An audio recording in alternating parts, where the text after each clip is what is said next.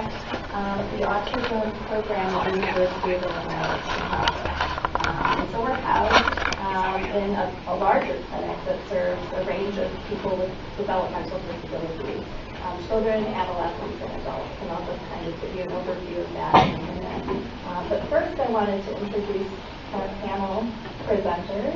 And so I asked them to introduce themselves because they know themselves the best, and they have very, very interesting kinds of experiences. And I think that their descriptions of those capture the best. So, did you want to go first? Yes. Hello, everyone. My name is Phil Gename. I'm 25 years old. I graduated from the University of Illinois Chicago last year, and I'm employed at West Lawn Market. We have the best food in Chicago. We have the best carts in Chicago, and that's what I work with. I work with the carts. I've been working there for about 6 months now, and it's a great experience working there. Good afternoon, everyone. My name is Timotheus Gordon Jr., 27 years old. I'm currently pursuing a certificate in web design at IIT, and I also hold a Master of Fine Arts right now, and a bachelor's and outside of attending school, I'm also a event photographer, taking pictures at birthday parties, baby showers, anything.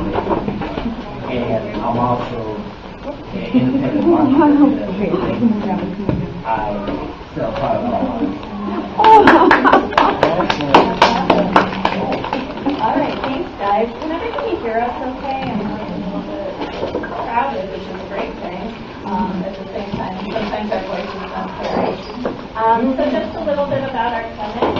In a nutshell, we are from the Developmental Disabilities Family Clinic. These programs that I'm going to be talking to you about just briefly. We have a variety of different clinics under the umbrella of our Developmental Disabilities Family Clinics, and as I mentioned before, I direct the autism program at UIC, which is housed in this clinic. TAP, you may have heard, unfortunately, has been cut in Governor Browner's budget in the upcoming year, and he also cut us for the remainder of the fiscal year.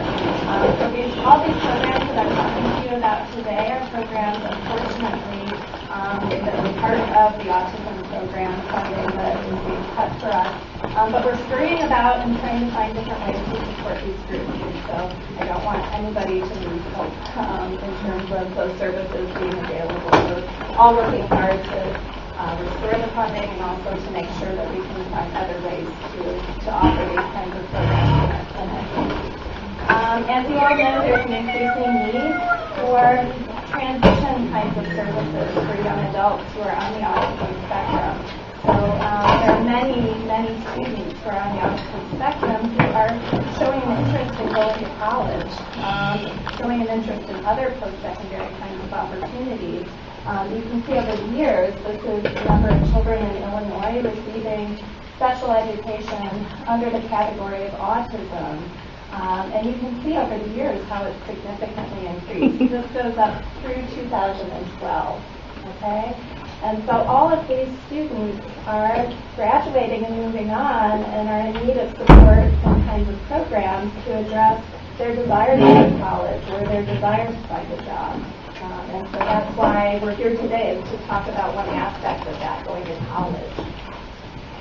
There are many transition issues for young adults who are on the spectrum, and so these are all pertinent issues. The ones that I often experience the most in my work with young adults who are on the spectrum are issues related to making social connections at college, issues related to time management, self-advocacy, how to approach a professor and talk to them about your grade or another important issue that you're dealing with in a class, stress management, mental health kinds of concerns. Those are all issues that come up in a college setting and need to be addressed, but they can vary significantly from one person to the next. And so I think that that's a real big struggle that we're having on college campuses in terms of addressing the needs of those students. Okay? And this relates to something I just said a minute ago. Anyone want to take a guess why I'm showing you this picture? Do you all know what it is? He's a sound board. Yeah. Anyone want to take a guess? Autistic person working it? Say that again. That a person with autism is working it? Oh, he's working it? Mhm. That could be an interesting, yeah. I mean, I know a lot of people on the autism spectrum who have a very big interest in music and doing that kind of technical work related to mixing sounds and things like that. This relates to something Temple Grandin said at a presentation I was at a few years ago. And it relates to how every person on the autism spectrum is so different. Yeah. And so you've got all these different levels, right? And if you think about a person, any of us, we all vary in different characteristics. And so a person with autism is no different in terms of how they vary with their communication abilities, with their cognitive abilities, their social interaction, interest in socialization, things like that. And so you can see how it's challenging to address the needs of that group of people as they transition to adulthood. At UIC, we have several transition programs. So we have a transition program put on by our Hispanic team in our clinic. That is a really great program we run every summer, where there are a series of weeks where families of transition age adolescents and young adults come into the clinic, and they separate. So the parents are in a separate group from the kids. And they have peer mentors and parent mentors that meet with the groups of families. And they talk about issues related to transition to college, transition to employment, all of those kinds of things. They go on field trips to college campuses. And this is all offered in Spanish. And so it's a really unique program in our city. So if you ever know of anybody who could benefit from something like that, feel free to send them our way because we would love to have them. And often we're providing these kinds of services for our Spanish-speaking clients that come to us. We have a support group for parents of Spanish-speaking individuals in our community. It's called Grupo Salto for parents of children who have autism. And so often we're forming these programs to help support the needs of that group. The other group that we are running right now is a support group for college students who are on the autism spectrum. It's called the ASPE group. Bill came up with the name for the group. It stands for Autism Spectrum People in Education. Okay? Bill is our founding member of the ASPE group. And so Timotheus is a more recent member of that group. And so that's how we're here today. We were featured on NPR recently. We were featured in UIC News. There are about 43 members online, and we have meetings every other week. And it's offered to anybody in the Chicago area who would like to attend that group. We also run a cross-age mentoring program. This is where we pair individuals who are in college or even in graduate school who are on the spectrum with adolescents who are on the spectrum in a group kind of situation so that we can have that cross-age mentoring relationship fostered. And so we work on a variety of different things in that group, like coping with stress, self-advocacy, and friendship, all of those different topics. And then I have also piloted a peer mentoring program at UIC for college students who are on the spectrum. And so we have paired college students from all walks of life with students who are on the spectrum who are in need of support in terms of connecting with resources on campus and having more social opportunities. So those are some different programs that we've run at UIC, and we hope to continue to run those programs into the future. So just briefly before we launch into the panel discussion and questions that you all may have to ask our panelists, I wanted to talk briefly about college and why it's important. I think, I guess I want to pose that to you guys. Why do you think college is important for anybody? I mean, what are the things that college brings to your experience, to any student's experience of life? Go ahead. As a teacher, I feel that college gives a more broad, global, because when you go to grammar school and your city, you focus on your city and the child, you're young. So as you get into adult age, college, you can broaden your worldly learning experience. Right. Absolutely. I think you're exposed to a variety of new things that you have not experienced before. You might eat new foods, you might meet people from different cultural backgrounds, you meet new friends. There's just greater diversity on a college campus, for sure, that can be really beneficial for people. Go ahead. I could just think of opportunities. That's the first thing. The only thing I think about opportunities. Opportunities for employment. Growth, self-growth. Yeah. Yeah. Okay, go ahead. It's an opportunity to take some skills that you may have naturally and enhance them, and expand your experiences and abilities and all that while at the same time increasing your income potential. Yeah. Go ahead. And you're also increasing your knowledge in education, whereas you were on the elementary and high school level, you are going beyond that spectrum. You're continuing to learn more, and the older you get, you will be able to say that, okay, well, this is something that may be useful to me in life. As a college student, I thought of it this way. I got to pick what I wanted to learn about, not what somebody's telling me I had to learn. I mean, you still had your curriculum that you had to set to, but at college there was a little more like leniency. You get to pick the fun things. I get to take the arts and the crafts, or I get to take the music classes, or the photography. So I think that's the part that I try to tell my nieces and nephews as they get older. I go, college is a lot different. You get to choose what you want to learn, along with the things you have to learn to graduate. But yeah, there's that flexibility. Yes. Yeah. It's a time to pursue your interests and really be able to grow in the direction that you choose, which is really exciting. And so these are some ideas that came to mind as I was thinking about college. I mean, the obvious reasons people go to college, right, are for a college degree, and for employment and independence and personal and professional fulfillment. But there are a lot of less obvious reasons or benefits from going to college. And I think college brings, for many people who attend college, a sense of belonging and self-esteem. It's a time where you form social relationships that might last a lifetime for you. For people who have disabilities, it's an issue of decreased marginalization. And so being included in the college process is very, very important. And I think that people who are on the autism spectrum, and I think you would all agree, bring gifts to that experience and contribute greatly to the college experience of other students in that college community. And so that's a really important piece of all of this. Greater access to people with a variety of interests. And so a lot of individuals who are on the autism spectrum have big interests in certain areas, right? And other people may not always share those interests in their home community. But when you go to college, there's this greater range of people there. And you can often find your niche in college, You can find people you connect with more.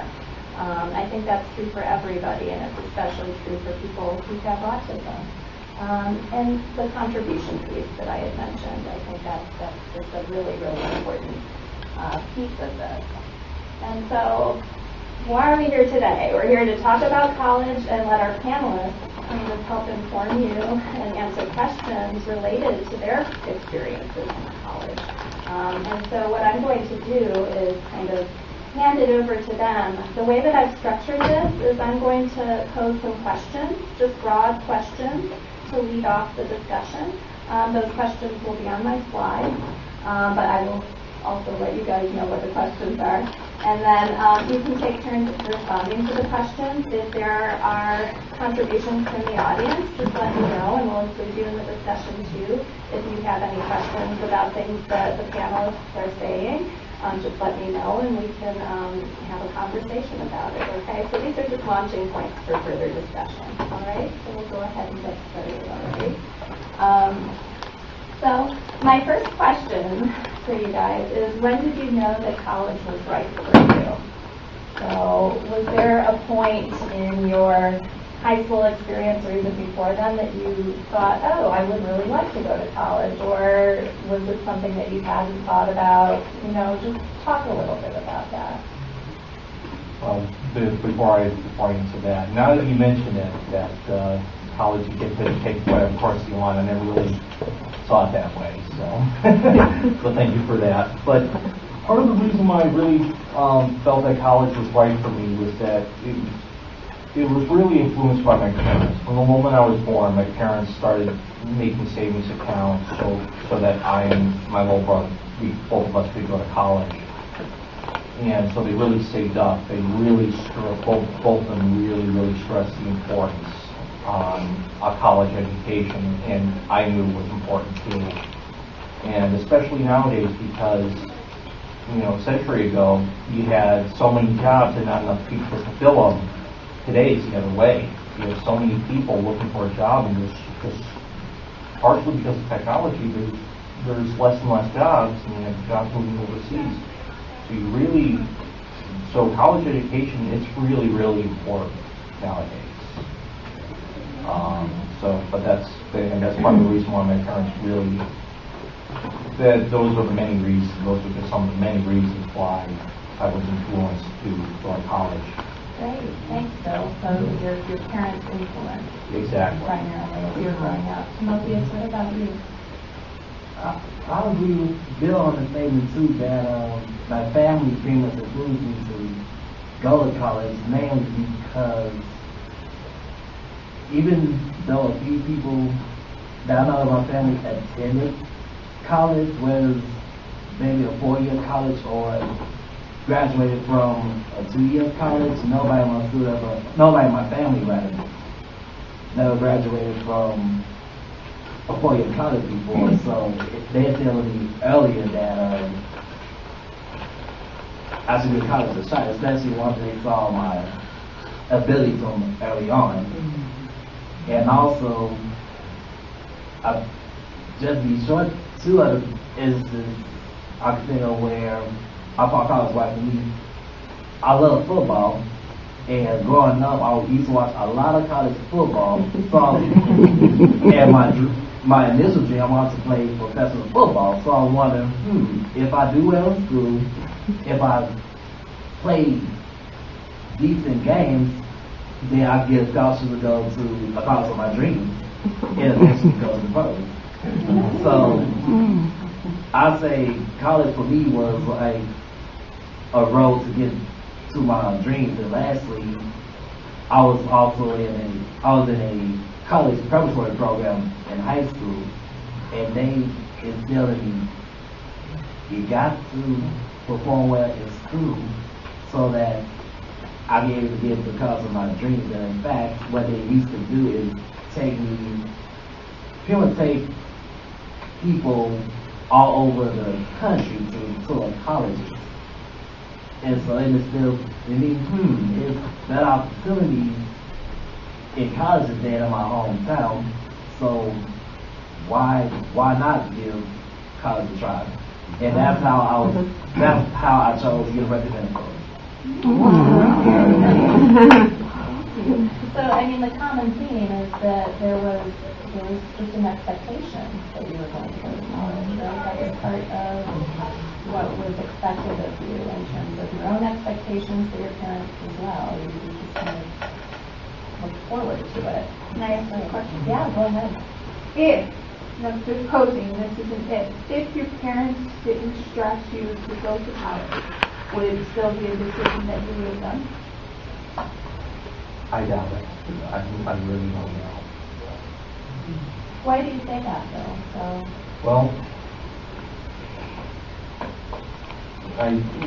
my parents had really been trying to help me, get me structure me, trying to have me go on the right path. It really doesn't have to be, straight and narrow, but they were really influential. Like I said, they were really influential. And if it hadn't been for them, I really don't know what I would have done. I really don't know what I would have done. Without my parents at all, what I've ended up being in the long run. There's just a lot of those if questions that I really, really do not like to think about. I mean, Without your parents kind of fostering that interest, like, to be honest, I think whether they fostered or not, I still would have went to college anyway. But I don't know, without my family's help, I don't know if they would push me that far to go to the top colleges and put me in positions, the right resources where I could achieve those dreams. And also, I think without not even just studying, like close friends and applicants and teachers as well, pushing in the right direction. Honestly, they don't know if I would have even attended college, and if I did, I probably would have attended more so a in-state school, but not branch out. go ahead. I'd like to pose a question. Timotheus actually was a Gates Millennium Scholar, which is one of the most prestigious scholarships in the country. What propelled you to be able to earn one of those scholarships? Did you have support from teachers or counselors? That's a very involved process, and it's a very impressive accomplishment. Can you tell us a little bit about that? Actually, I don't quite remember how I was able to get the information about the Gates Millennium Scholarship. I did a combination of my mom bringing it to my attention, and also I think I saw a bulletin about the Gates Millennium Scholarships in the school's office, along with my counselor telling me about it as well. And so I'm like, well, it's free money, so why not take advantage? And I can't say no to free money.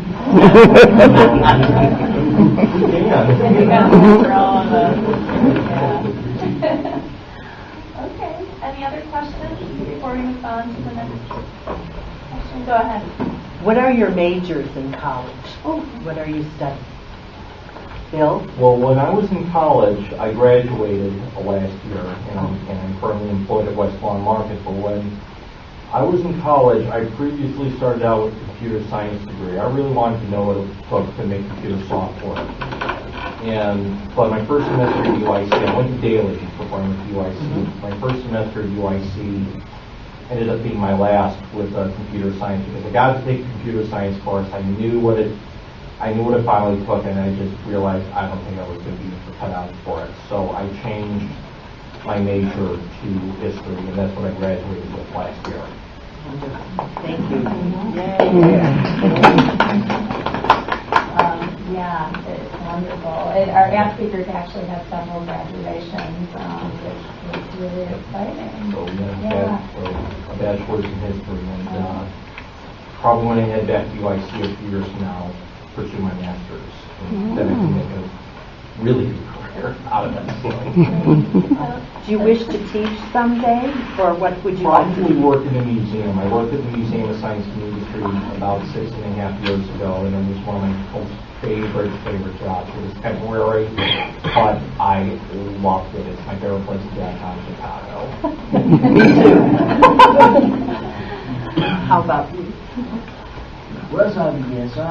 Do you want me to bring up both degrees, or focus more on undergrad? Tell us all. I do grad. But okay, recently I'm pursuing a certificate in web design and application. Right now, learning HTML, CSS, which pretty much the basic tools to build websites. And of course, I'll get into more fun software. But as far as my graduate years, I I pursued grades all the way, and that's when I got my MSA in. And when I was in Minnesota for undergrad, I originally planned on pursuing political science to become a politician. But until I realized that I love the history of politics, but I don't like being involved with it. I mean, I'm more so a guy, I want to help make a difference. I don't want to play a particular role. So, I dabbled in going after football coaching, so I took a few classes on that one, and entrepreneurship.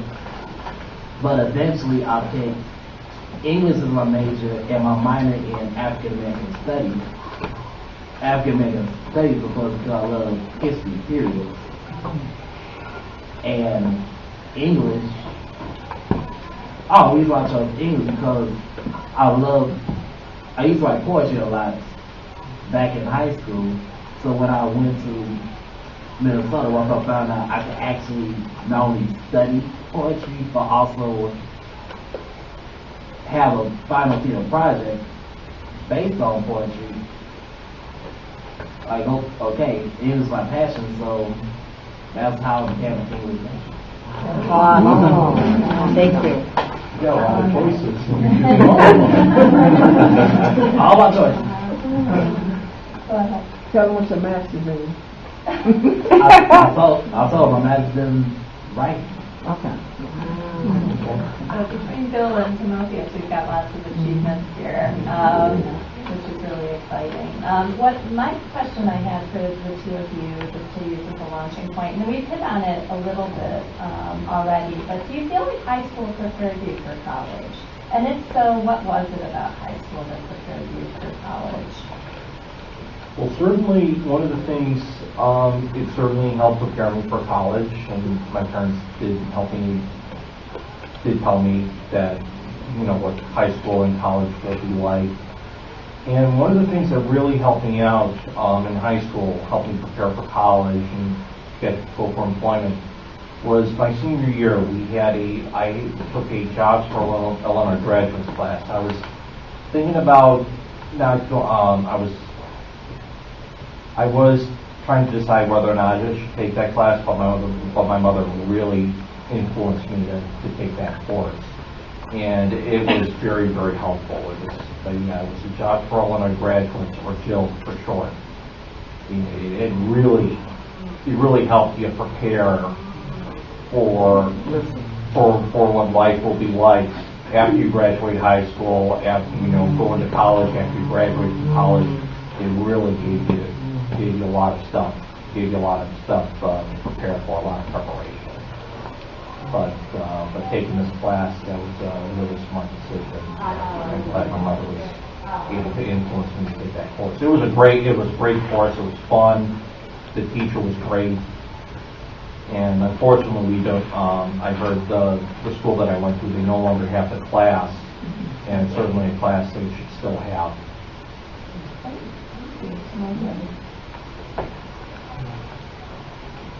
Well, definitely love taking the honors AP classes and the IB classes back in high school, because those classes, I don't want to say directly that it helped me prepare for college, but they definitely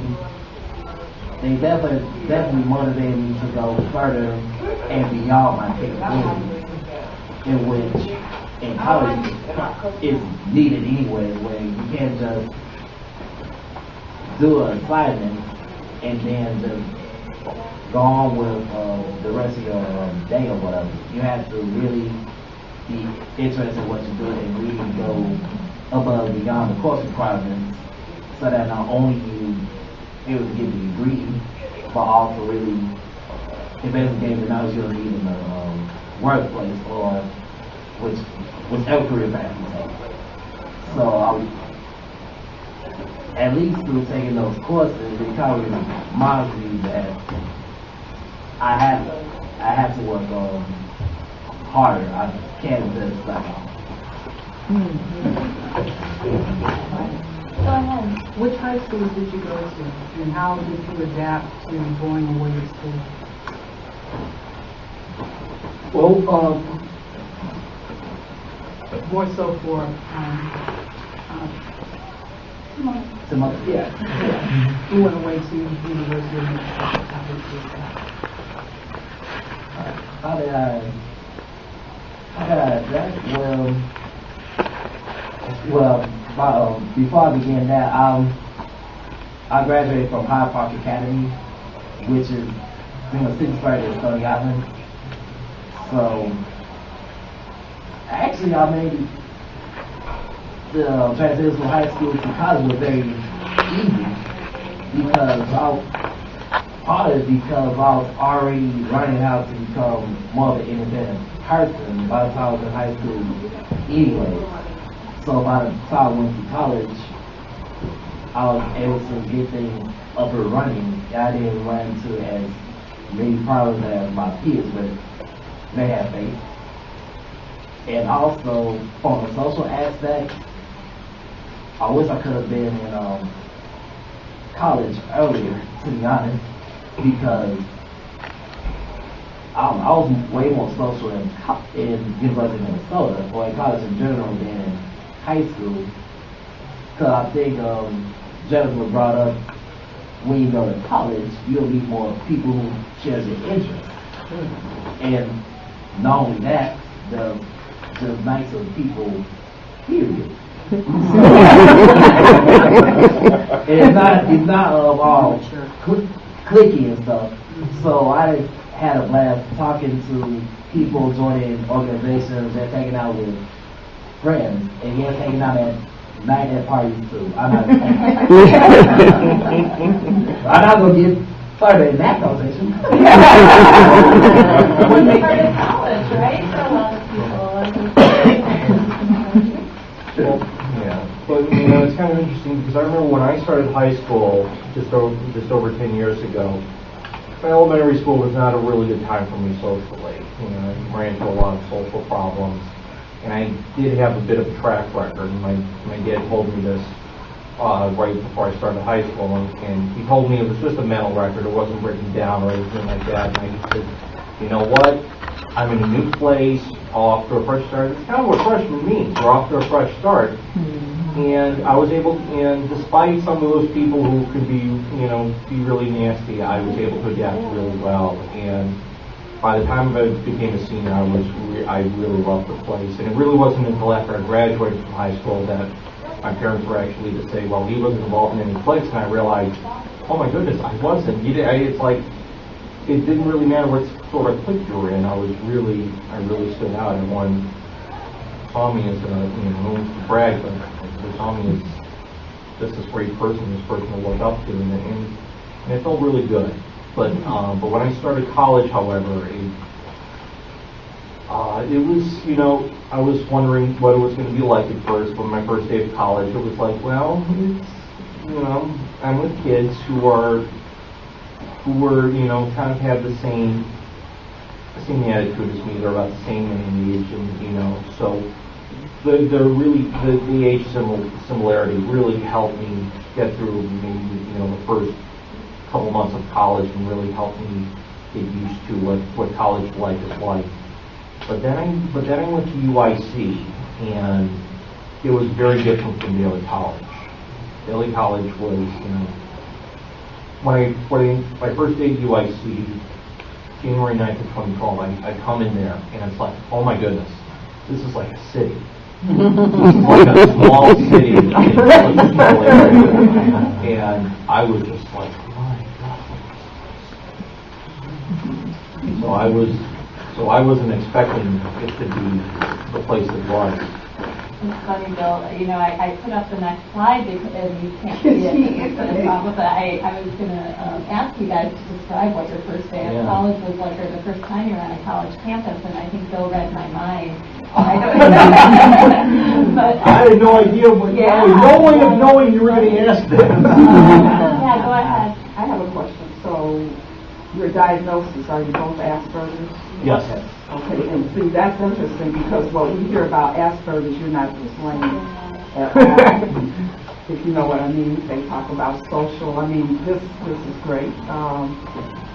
The other question I have is, what supports or programs were you involved in? And I'm talking about from the teachers or counselors or programs.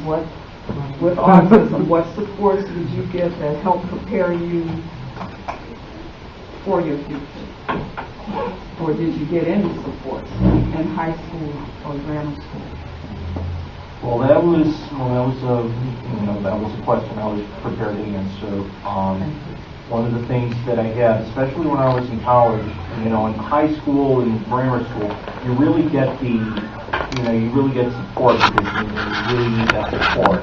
My mother's, for example, right now working at Kennedy as a special ed teacher's aide.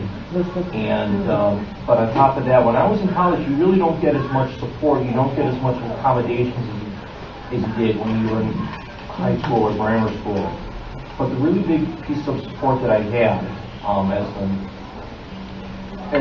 a college student, especially at UIC, I remember taking this one history course.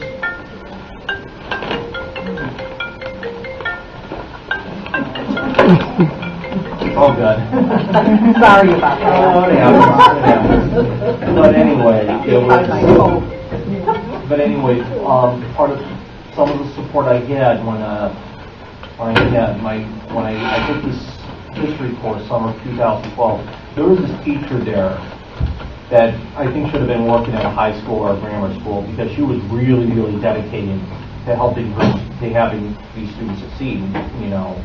She's working at the University of Illinois at Chicago. She's not working at a high school or grammar school, and she was really dedicated to having each and every one of those students in my class succeed.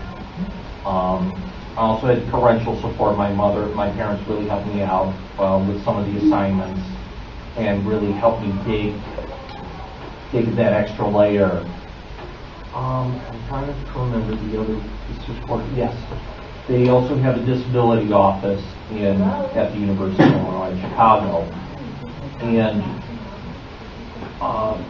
but, they give you some accommodations, but you have to do the rest.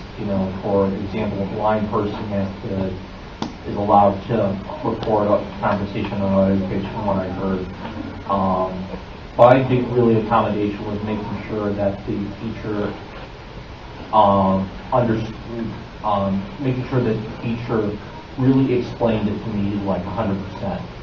And and it's kind of interesting because I had this one teacher when I was in 6th grade. My teacher was he said he wouldn't go a step further until he explained everything. And that's what my parents liked about this teacher. He explained, he was not going to go on until each and every one of the students knew and understood it 100%. Timotheus, I was curious for you, in terms of the support that you received in grammar school and high school. Did you have like an IEP? Okay. And do you remember what kinds of supports were in place for you? Grammar school was for sure. I was mainstream most of the time. I still go to especially with substitute teachers. I was big on substitute teachers back then, so I would go to my special ed teacher on those days. And then I used to see a speech pathologist as well in grammar school. Now, when it came time for high school, I decided no special education whatsoever. So, for the most part, I pretty much stopped it. It was still an IEP, but I pretty much chose not to get the services. The only services I really got was the one with the social skills, because back then I really had a bad time interacting with people. I got bullied, got into a lot of fights. So thank goodness the social workers who was there kind of helped me out as far as how to approach situations better and know what to say and know what to say and what not to say. But other than that's pretty much the only stuff I received in high school. Undergrad, pretty much the same. No services whatsoever. Even though I started to join one of the groups for disabled students. I was able to attend their meetings and become more involved in that organization. And I also was involved with Active Minds, where it's an organization. It's nationwide, but basically it's an organization where people with mental health conditions, developmental conditions, such as autism, could go to for not only resources but support as well, where it's support from the school or support with among each other. That's why I started becoming getting more into like autism assessment at Active Minds as well. And fast forward to graduate school. Actually, it's the first time I had accommodations. And basically the accommodations were, if it was a written test, for instance, I get more time.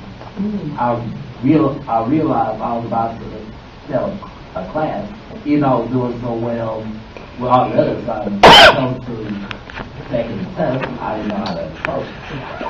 And knowing me, I don't like help.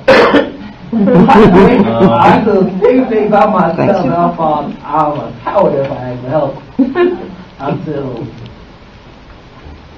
the teacher, she actually found out through my writing I'm autistic, and I should go to the disability services or county services to get a recommendation, since they haven't had any problem with written tests. And also, I was involved with student peer counseling, where students are able to help other students get the resources they need, like help them get to a crisis center if they in trouble, or also point them to fitness centers or anything related to health and wellness. We'll direct them to the right places. One common story I hear from a lot of people who come talk to me who are on the spectrum at the college level is that one thing that's very hard is that transition from high school to college. I think high school is a time where you're usually living with your family. There's a lot of structure around assignments and things that happen in your classroom. And then when that transition happens, you may be living independently at school. People aren't breathing down your neck telling you to do things. It's hard for a lot of students to go away to college, whether or not they have an autism spectrum disorder. And I think it's especially true for some of the individuals that I talk to who are on the spectrum. Did you guys experience those transition times of difficulty when you went away to college? I mean, well, the thing was for me was that I never lived on campus. I'm glad I didn't, because I would have had a very difficult time. But transitioning from high school to college, it really wasn't as difficult as you thought. Part of the thing was why I was able to adapt so well was that I needed to. But transitioning between schools when I was in grammar school, however, was a very, very different story. When I was in first and second grade, I went to John H. Kinsey Public School, and I was in the special ed program. And my parents really felt I wasn't doing so well, and that the teachers there really weren't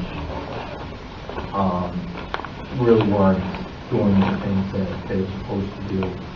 So for third grade, they moved me to Twain, and I remember having a very, very, very difficult time adapting to a new school. Like it was third grade was very difficult for me. very difficult for me to adapt to new settings, new surroundings. I didn't even know that I was having this special ed stuff either. And it really wasn't until the summer between 3rd and 4th grade that my dad and I were diagnosed with Asperger's syndrome. And when my dad was diagnosed by 2 psychiatrists at me, and once they diagnosed my dad was talking to them, they diagnosed him with Asperger's syndrome. The moment they diagnosed him with it, he knew exactly what I was going through. So it was, like I said, it was very difficult. It was very difficult when I was younger, but when I got older, I was old enough to understand that I had to adapt, and as you get older, it becomes a lot less difficult to adapt. You're still learning, you don't know this, you don't know that, but by the time you become an adult, you learn more, and it doesn't become as difficult as many people perceive it to be. Timotheus, what about you? So when you transitioned from high school to college, did you find that you had more difficulties with time management and, things that maybe were a little bit easier in high school, because maybe people were, I don't know, helping more?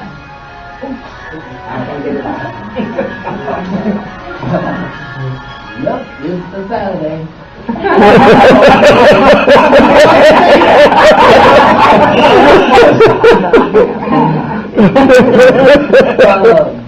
Actually, no. I think the transition from high school to college was much easier. Probably because I'm accustomed to time management and stuff as far as getting assignments done and getting places.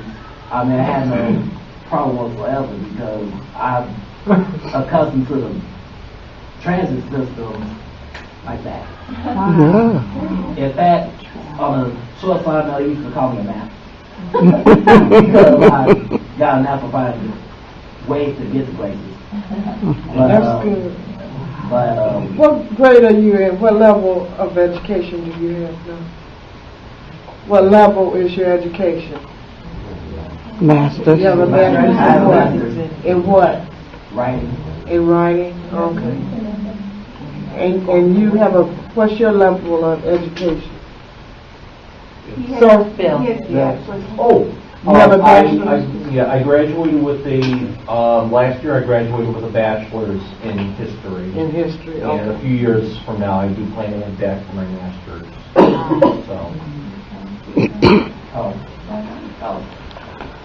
I was about to say the only transition I was having a hard time was the social aspect. Yes, even though I was doing a lot of activities back in high school, I didn't make as many friends as I would like. In the friends that I had, it was more based on the organization, not just the friends that hang out with, kick with. And so I was not only had to learn how to find friends to just hang out outside of class and outside of activities, but also had to learn about what fraternities are. And I learned very early by one particular person when I was asking why he wearing this hat. I thought because he like a football team or whatever. Well, couldn't find out it was actual colors of the fraternity. And I also learned, I can't trust certain like canes and stuff, which I never was exposed to fraternities and some of the big social stuff until college. But once I got it. And in fact, I ended up joining a fraternity. Only because you brought it up and it kind of deviates a little bit but stays on the same topic. Do you still have friends from high school? And how are they different from the friends from college? And do you have the friends that you made in college still? It's like a 3-part question, sorry. Well, I never really got to meet much friends from high school after I graduated from it. College was kind of a very different setting. You know, I knew a couple people from high school that went to college, and but the first month or so I had some friends, but as time went on, I've been pretty much completely separated from them, especially after I went to UIC. So. What about college girls? Like, if you have friends that you have in touch with and No, after I was done with college, it was really that, when I graduated college, I didn't even graduate on stage. I just graduated quietly and just went quietly. So your battery is low. I was considering about graduating on stage, but after talking to my parents about it, they talked me out of it. They gave me a lot of good reasons. They really give you a duplicate. They give you a copy of and you have to pay $60 for a cap and gown, the ceremony. I just said, I said no. After considering everything, I just weighed all the options. And, I didn't even think about weighing the options. They just gave me a lot of reasons not to. So, I was just kind of glad to be done with college because. Okay, for you then, this is a question for you, because you're answering questions. Why do you feel that you didn't keep in touch with these friendships that you made in high school or even college? Why do you feel that you just, when you left high school, you just left them there? I really would want to. It's not that I didn't want to. It's that I just really wasn't able to. I had schoolwork to focus on. I really didn't have time for friends. And but I will tell you, if there's a high school reunion, I'll just let it I will certainly be there. I really, really stood out. And the one thing I've noticed about Bill too is even since he's graduated, he still keeps in touch with our ASCII group, even though he doesn't attend the meetings. He's still, doing updates. Yeah, and part of the reason why I'm no longer in the ASCII group, at least all that much now, is because I got employed, and I was originally working Tuesdays and Thursdays, so I could go to the meetings on Wednesdays, but eventually they gave me Wednesdays as well, so I really couldn't join. But that's an example of how you do try to keep touch with your social connections. Exactly. Timotheus, what about you? So the question was, I believe the question I can say, why do you say that? Your friends that you had in high school, do you still keep in touch with? Okay. If not, the second part was the friends that you made in college, how do they differ from the friends in high school? And do you still keep in touch with all of them to this day? High school friends, not really. I can count on my finger how many high school friends I still keep in touch with. And simply because life happens. And that's the first thing. And also, I only have like a few friends I consider like friends to begin with, and most of my connections right now is again maybe either a few people or a few people from the my high school reunion committee. But we pretty much, even though I'm friends with them, I mostly meet with them to get things done with the reunion. But as far as like close friendships, I can count on my finger how many high school friends I talk to. But in college, I still talk to quite a few people. And I think because when you go to a college, especially you go to a college like outside your area, outside your state, a lot more people have your shared interest. Or at least will be accepted from you if you have any condition. Right. So that's, I think with that, it makes things, it makes socializing people much easier and more fun times, and I was able to stay in contact with a lot more people. Now I still talk to my college friends from both undergrad, graduate, and graduate to this day. Even my some of the fraternity members I'm still really close. I'm close to right. Excuse me, I got one question. I was saying I'm trying to pay attention here. That's okay, no problem. You both are to be commended for your accomplishments.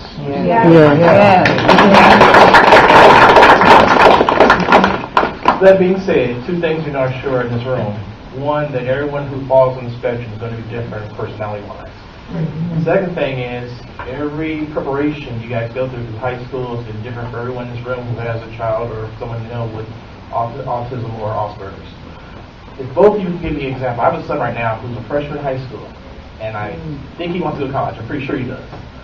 If you guys could pick your brain and give me your two bit of advice, you ask him for preparation to go to college, what would it be? Well, certainly one of the biggest things that really helped me go to college was that after high school, right after I graduated from high school, I got a scholarship from AMVETS. My grandfather, who died about just under 4 years ago, he was an American veteran. He served in World War II, the Korean War, and so he was part of the AMVETS. So I was able to get a $5,000 scholarship from AMVETS. And the other thing is, if you have and another really big piece of advice that I always love sharing with people, is that if you have someone who's working for a college or a college organization, like the City College of Chicago, for example, if you can get free tuition, go for it. And because, for example, my dad works at the City Colleges of Chicago headquarters as an accountant. So when I went to Daly, which is one of the 7 CCCs, I was able to get free tuition. Now, another piece of advice that my dad also shared with me, don't go to those private universities like IIT, for example. They say they give you a degree. What they really give you is a certificate, and it's worth nothing. Right. Yes, exactly. Mm-hmm. Yes. Mm-hmm. IADC, yes, I know. But some of those private universities like Roosevelt University, Fox College, right. They don't give you a degree at all. They give you a certificate, right. It's worth nothing. So whatever you do, Everest College, this and that, whatever you do, stay away from those colleges at all costs. Mm-hmm. Go to a city college of Chicago, go to a community college, go to a university. That stuff is the real deal. Mm-hmm. That stuff is the real deal. Those are my two biggest pieces of advice when you go to a college. Stay away from those private institutions. Mm-hmm. What are recommendations that you would have? I agree and disagree with Bill as far as how to choose colleges, and even with the private colleges, they have free tuition or scholarships as well. It all boils down to, I understand completely because I graduated from a private university where it was my MFA is so expensive that I'll be paying for the rest of my life. Yeah. But hey, if you want a degree, you'll do anything, right? How would you prepare more emotionally for college? Oh. Emotionally, honestly, it's not really a good way to prepare emotionally for college because it depends on where in the spectrum the child may be at the time. Because you talking a person who may be on one side of the spectrum can't deal with all the noises or deal with a lot of people that don't know how to cope with certain situations, then you gotta have a script for that. Then you have people on the other side of the spectrum who could pass for the normal person, but may have little difficulties interacting or may still have difficulties with certain sections and life itself and stuff. You gotta there's a set of rules for them too, so it's like it's not really like a set of universal rules as far as how how to be prepared emotionally. However, just ensure that the child knows that most importantly you're here for education. That's the main goal. Even socially, if the son or the daughter is more the independent type to begin with, then just try to let them do what they need to do, but still kind of advise them like, hey, you can't, don't hang out with certain people, don't go to certain places, or if you want to join some organizations, be mindful of, what they do. And that's true. That's pretty much it. And going back to I think the original question was posed more so how to choose colleges. Again, to choose colleges based on, your child's interest and how much support he or she will get. And the rest of the Now there are some. He also brought something. How to deal with emotional aspects. I'm sorry, I'm just going to interrupt really quick. It's 11:15 or after, and I know there's another presentation starting.